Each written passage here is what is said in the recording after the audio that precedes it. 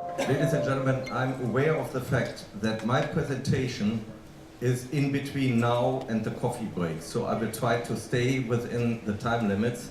And when I went here through the booth stands, when I came into the room and when I listened to the many fabulous presentations, keynote speeches this morning, I feel obliged to adapt a little bit my talk here and only highlight a few things that come in addition and probably make a few deep dives, and I will not strictly adhere to the protocol that the presentation layout is designed for. Yet I think it is very, very important to say all the presentations so far were very much about great achievements, super new applications where it has been demonstrated what is possible with 3D printing and that we really come to new solutions.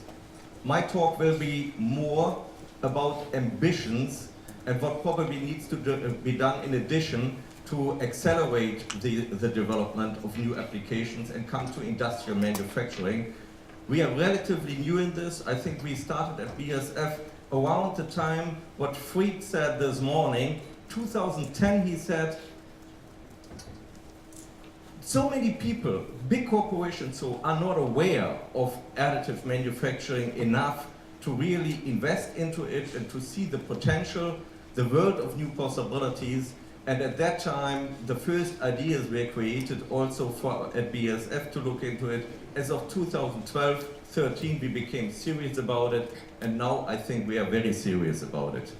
And the title here is Create the Unexpected, in addition to this enabling functionality. I would like, therefore, to start with a dream, and I think we have seen a lot of dreams coming true already, and that is a traditional thing. That are the value propositions of 3D printing. And why do I put this at the beginning? Because I think it's exactly that, what we all need to advocate much more, and I fully, therefore, support Fried also in that pledge that we have to advocate, that we have to educate, and that we have to mobilize many more to see what is the potential out there. In my presentation, I will very briefly only speak about BASF, only the things that you probably need to know to understand why we are doing what we are doing now. And then I would like to make clear that we are not just a material company. We work on solutions, entire solutions that create a customer value, and we would like to address particularly so far unmet market needs. And at the end, if we want to create the unexpected, then I fully agree also with the co-creation idea we have heard so much about. We as BASF can contribute, but alone we will not achieve anything. We need partners, we need you, we need many of you for different things, and it's just an invitation to talk to us how we could probably together create something new. Now, from this very chart about BASF, the key message is we are serving so many industries. So other than many other chemical companies, we are not specialized and know a lot about one industry only. We are broad, and we transfer constantly the knowledge we gain in one industry for new application, new innovations in other industries. This is part of our DNA. The second one is here that we have even given our company a purpose of saying we create chemistry for a sustainable future. So sustainability was a buzzword for a couple of years, but we made it our company purpose that every product we develop anew, everything we try to achieve should always be compared with the best available solution of today and should also make improvements into the entire dimension of sustainability, and that is a balance. It needs to make economic sense. There should be a good environmental impact resulting from it, and also the social aspect should be taken into consideration. And then we do this also in partnerships, and this kind of partnership and putting creative minds together, that is the purpose number 2. That is why we want to do business overall. So we have a rich R&D backbone. That's clear for a chemical company serving so many industries. We have 10,000 scientists within BASF Group, but we also collaborate with about 600 universities. where the latest research is born, and we can tap on those resources also very effectively. Now, BASF new business, what is this kind of an animal? Why isn't it part of BASF core? Because we want to develop something which is not core to BASF, which is really new also for us. It should be a new technology, it should address new markets, and maybe we need also new or adapted business models to make it happen. But of course, it should be market-driven, and chemistry must play a role in finding solutions. So we apply techniques of transformational, of radical innovation that are different from what the R&D community at large does in BASF, which is more incremental innovation on know-how that is already there. Therefore, co-innovation, reaching out to others who know so much more about certain things, is very relevant for us. Now, to understand the approach, it is open collaboration and it's market experimentation. That means also when you do business with BASF in the normal way, you would get a product that is developed and tested to a degree that you have a high certainty that it fulfills all kinds of standards you expect from it. We can also already enter the market with products that are, let's say, 80 or 90% ready, and do the fine-tuning together with our co-innovation partners before we finalize the development. We start with a lot of products, and in our process, one of the things, I say I have a very good job, probably I have one of the 100 best jobs within BASF Group, because I have a lot of freedom what I can do. I have a great team, we work on great topics. It's very inspirational to do this, but there's one frustrating element in it. At the beginning of the funnel, we put a lot of projects in, and 9 out of 10 fail. So you have to have a frustration tolerance, and there must be, of course, a tolerance for failure also in the culture of the company. And we think this is better done outside of big BASF in a specialized company. Now, solutions, not just materials. Many know us probably particularly from the performance materials division, so plastic materials, foams, engineering plastics, and the solutions from it. And there we do a lot of things. We have the products. We also have the understanding of how the products are being processed, how good parts are made out of it. And we do not only have engineering plastics, we have the foams, and we know how to process the foams. And with all of that together, it's very clear material plus design makes an application. So far, so good. Traditional business.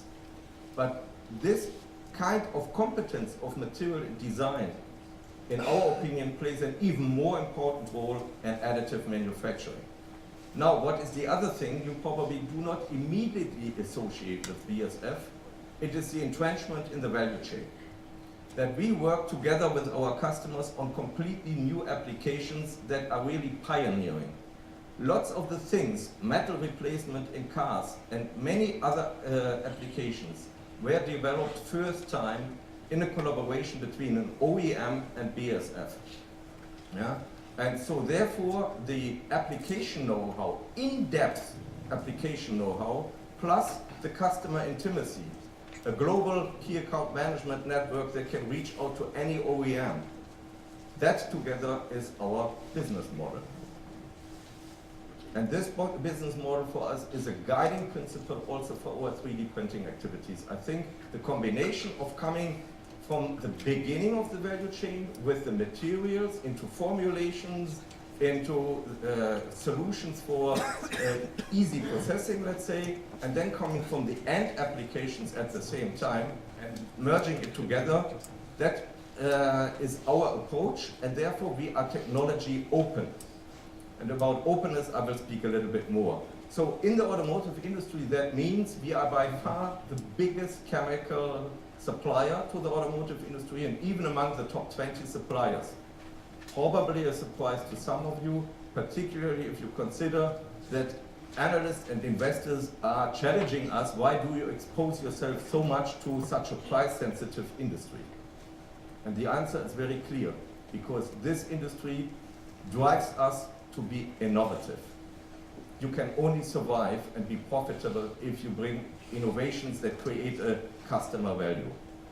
Now, that would be repetition, all the reasons why additive manufacturing really offers the opportunity space for a lot of industries. I'm going to speak about that one, but rather say, how do we see the market today, tomorrow, and probably the day after tomorrow? It was spoken about state of the art means not for additive manufacturing state of the art, but where additive manufacturing is the state of the art technology and has outperformed all other technologies. It's the preferred technology to be used large scale. That is, in our opinion, for rapid design prototyping and the medical devices we have seen, fast growing applications, and starting up. And starting up, of course, some are already in the growing phase. It is a rough categorization. Yeah? Now, when you read the Wohlers report, then you find 1 billion materials market. The market isn't 1 billion. At least the value of the materials used isn't 1 billion. I think there's double counting in it. And of course, we all know that with the material prices, sometimes other services are charged, are part of the material cost bill. Now, I would really like to exploit more the unmet needs. That is what we have heard, and this is here for thinking together and creating something new together. I would like to engage with many of you if these are also your unmet needs or if you have other unmet needs.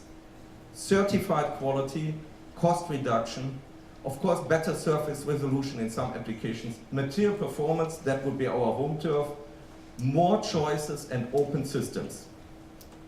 And that is something I'm very particular about. More choices, open systems, open business models, bringing the best together, not trying to put a fence around something and with this slowing down innovation. We need to have the best brains in each and every discipline and collaborate together, and then we will accelerate the development of use cases, and the market will grow so much faster that then we can decide who gets which kind of share of the market.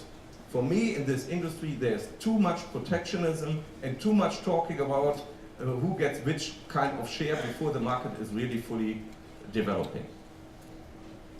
Now, 2020, of course, functional prototyping, real functional prototyping, multifunctional prototyping, small series production as state of the art means preferred over other technologies.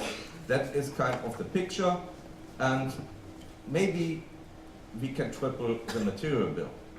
I'm not sure about it. That is the forecast. Even 20% would be nice, but if we do it right, we may reach the 30% and even increase the real value that materials represent in that bill.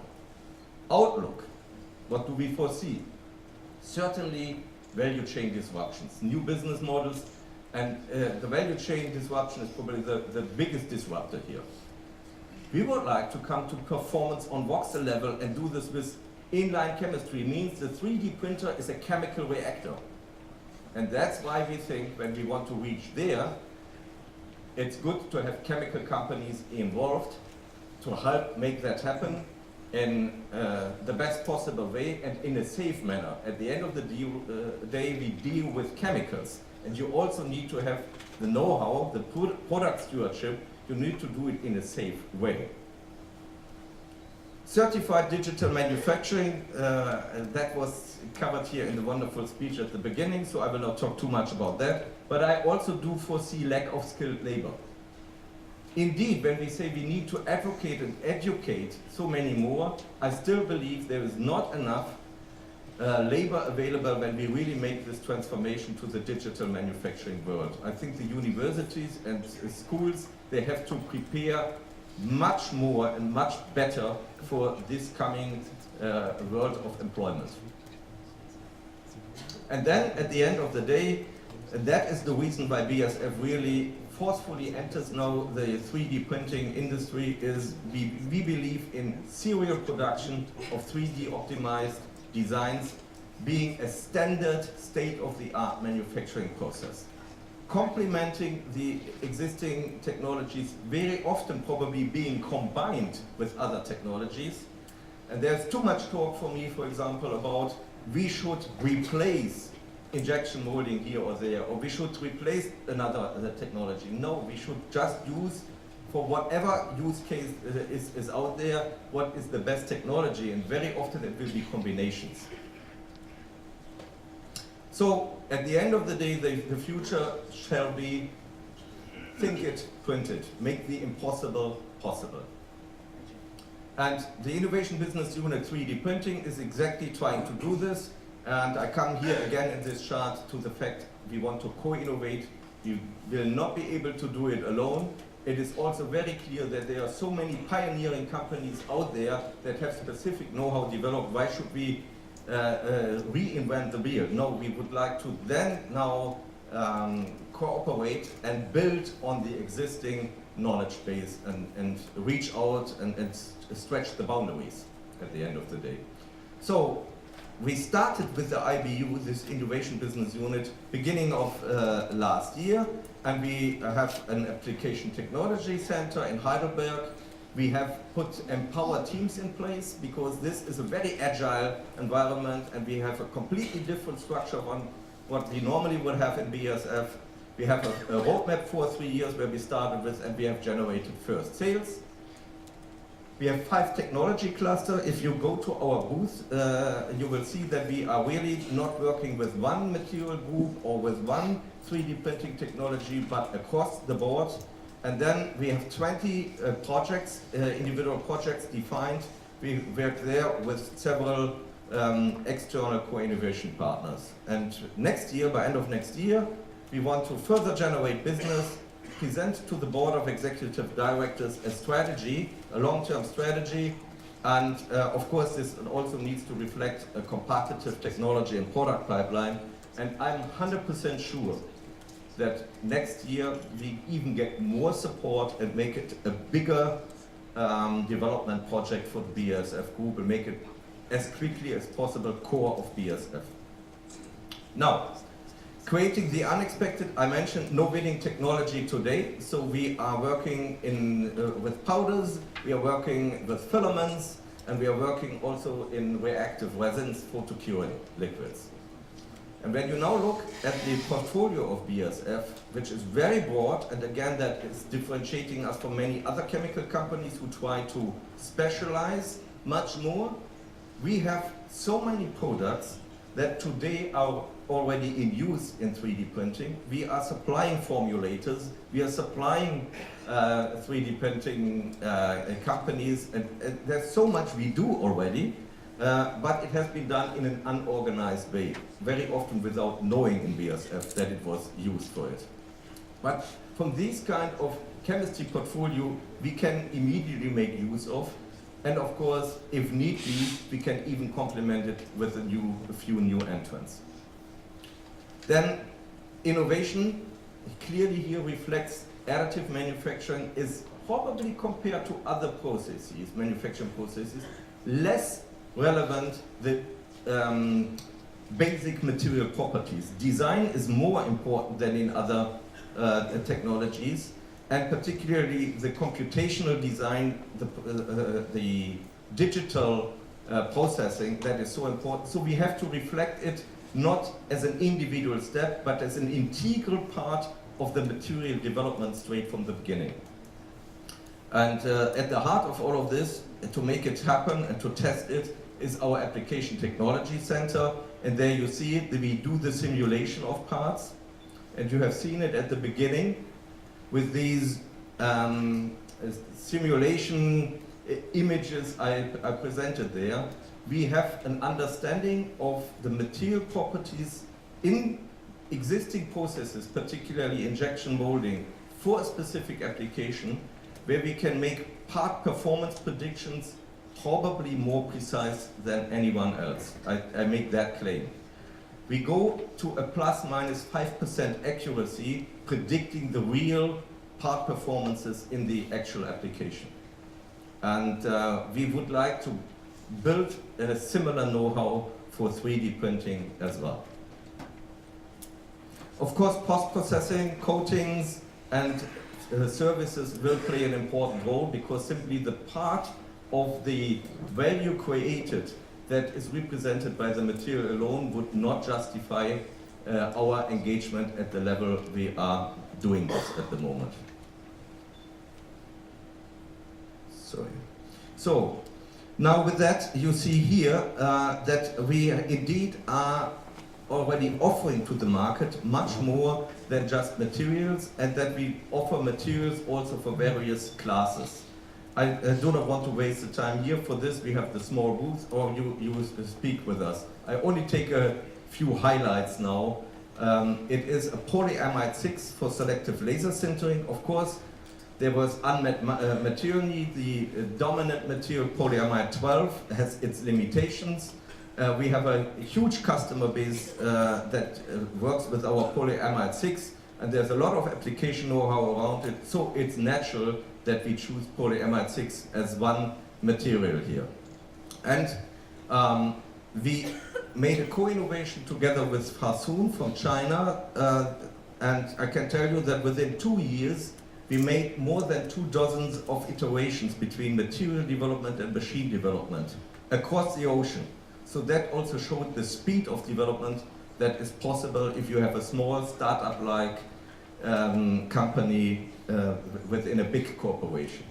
Then UltraSim, that is the brand name of our simulation tool that has now been already extended for polyamide 6 and selective laser sintering. And of course, we work together with customers, and this is an application, an air intake manifold, which was previously produced out of 2 parts and was looking completely different. And that is a design which came out as an optimized design if you make it through additive manufacturing. It is too early to say whether that is generally true, but we also made them nice discoveries that, for example, the mechanical performance of this additively manufactured part, particularly in the burst test with putting inner pressure into it, this part performed better than an injection molded part. Okay, so what do we have? We have a natural material, also in black. Then we have a mineral filled, and we have glass bead, ultra-thin polyamide 6. Probably more surprising and more interesting for you is something which is really different. When we talk about layer by layer extrusion, when we talk about FFF or FDM, however it is called, we normally think, of course, about plastics. And we do have a large customer base and a very innovative technology we have developed over 2.5 decades, I think, that is metal injection molding. So we have catamold that is containing a high amount of metal, and then is processed in a way that you make your injection molded green part, and then you have to catalytically debind the polymer out and sinter it and come to your final part. And for example, this technology is used for parts you find in each and every iPhone. So it is a large-scale industrial application. And we thought, let's use this know-how and bring this to the additive manufacturing world and offer here new opportunities for prototyping and small series production. And what we do here is, of course, we capitalize first of all on our extensive know-how we have in metal injection molding. We also believe that FFF is a rather cost-effective method of producing things. And so then we collaborate, in this case, pretty much internally. We have the Catamo business unit with us. We also have our own engineering and maintenance unit that are applicators of additive manufacturing for a number of years already. And they all help us here now to offer new solutions. You can have filaments that are practically special filaments based on the Catamold technology. And you can even, as a non-MIM customer, get everything from us, which is a filament, the services helping you to design the parts properly with it, to process the parts properly, to do the debinding and sintering with us or partners of us. All of that is available. And so new for you is this UltraFuse 316LX, where the filament is turned, as I mentioned again, into a green part. And we know exactly, for example, there is of course a lot of shrinkage between green part, brown part, and sintered parts. We can calculate that very accurately, what the real part design then looks like. This is one example of optimizing topology more as a case study, and nobody would think that you design an elbow by this, but if you give it a certain load case, the optimal design was indeed two shell, at least in parts two shell kind of design, and that is also something where you can say this is then at the end of the day lightweight construction. If you know exactly where the stress and the strain in the part will be, then you can exactly design for it. Okay, the Application Technology Center, and another example where a two-part injection molded piece was converted into a different design for additive manufacturing.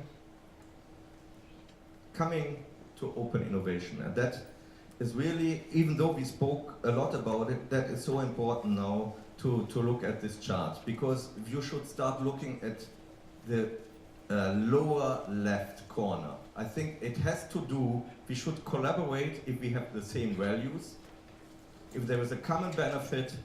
We need to both put in, or if we make a triangular or a multi-partnership, strong commitment, and we have to have shared goals. If that is not the case, do not start a co-creation, do not start a collaboration. If one wants to take advantage of another one straight from the beginning, if there is imbalance in these four basic fundamentals, it will be not successful, maybe even painful exercise. But when that is the case, and when all parties put the customer value on the center of everything they do, then real value is being created much faster, and that is what we like to invite for. And of course we have put a few of our core capabilities we can bring to the table, but we know there's so much more in this room of capabilities we are missing, we are lacking, to really advance on delivering customer value in the next couple of years. So one example here, we do have a co-innovation partnership with Hewlett-Packard in the development of their MultiJet Fusion technology. We are one of the principal material partners, and we speak there also not only about materials. It's really now to make MultiJet Fusion a sound technology that offers new possibilities for the additive manufacturing world. Coming to a close, conclusions, takeaways. For you, not so much new, but probably a few things I want to highlight. Bullet point three. I think today there is a lot of over-engineering and a lot of risk aversion by restricting and also the choice of materials. Because there's so much more to develop, it is also natural. And it's what always engineers do. If they do not exactly understand all the influencing factors for resulting performance, you over-engineer, you put a safety factor into it. I think we will see that. So a lot of the things of very high-priced engineering plastics, for example, today, will over time be downgraded when we better control the processes and better understand the outcomes. Yeah? I think it is also for us important to not just classify by industry, but rather by buying motive. It is so much more important whether you want to engage into spare parts production or whether you want to engage into a serial production of something. So, and that requires different solutions, and we classify therefore our activities by buying motives. And I make the statement that many who talk about bringing it to industrial manufacturing of functional parts are underestimating the hurdles and the challenges we still have to face until we are there to make it a state-of-the-art technology. Now finally, new chemistry, we believe, is a key enabler. That's why we are on the block. But co-innovation is in dire need, and we invite you to approach us when you think that we could contribute to a development, to the stretching of the boundaries you are facing today. With this, I would like to come to a close. Thank very much Materialise for giving us a chance to present here and to become first time a member on stage of this great World Summit, and I can only say I'm so impressed with what you have achieved so far. Thank you.